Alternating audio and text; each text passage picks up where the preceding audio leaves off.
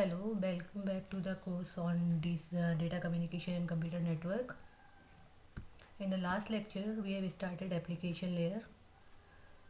We were discussing some protocols at application layer.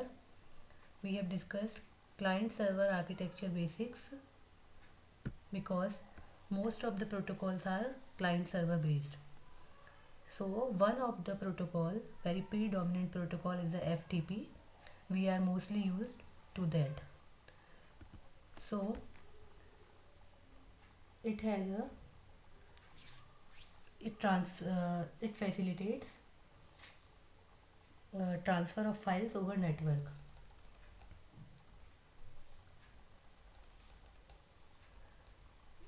It also uses client server model. FTP often works on transmission control protocol and also use telnet protocol. It is defined in RFC 959.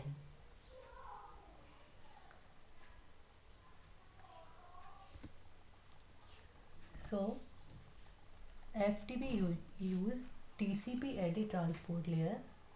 So it is the application layer where FTP works. Down the layer is the TCP to provide reliable end-to-end connections and implements two type of connections managing the data transfer. So first of all, it uses TCP layer in the transport mode and then it implements two connections. So one for control and one for data. The TCP client initiates the first connection referred to as control connection on well-known port 21. So that initial connection is the port. It is on this port 21 that the FTP server listens for the acceptance of new connections. So it is the default port 21 for FTP server. So when you give FTP by default, it knows that it goes to port 21.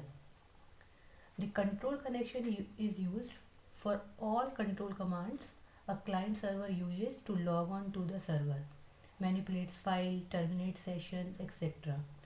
This is also connection across which FTP server will send message to the client in response to this control command. So there are two types of connections. One is data connection and another is control connection. The second connection of the FTP is referred to the data connection.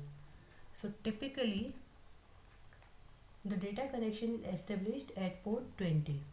So 21 is the control port and 20 is the data connection. However, depending on how the data connection is established, both the client server might use other ports. So it may happen that 21 is the control panel, but the data client server can agree upon to use at the some other port for that thing. FTP transfers data over the data connection. FTP only opens a data connection when the client issues a command requiring a data transfer, such as request to retrieve a file or list of the files. So the data connection is unilateral. File can transfer data only from client to server or from server to client, but not in both direction. So that is one way. So both cannot go simultaneously. The data connection can be initiated either by the client or by the server. The data connection initiated by the server are active, while the data connection initiated by the client are called passive. In the next lecture, we will continue FTP in detail.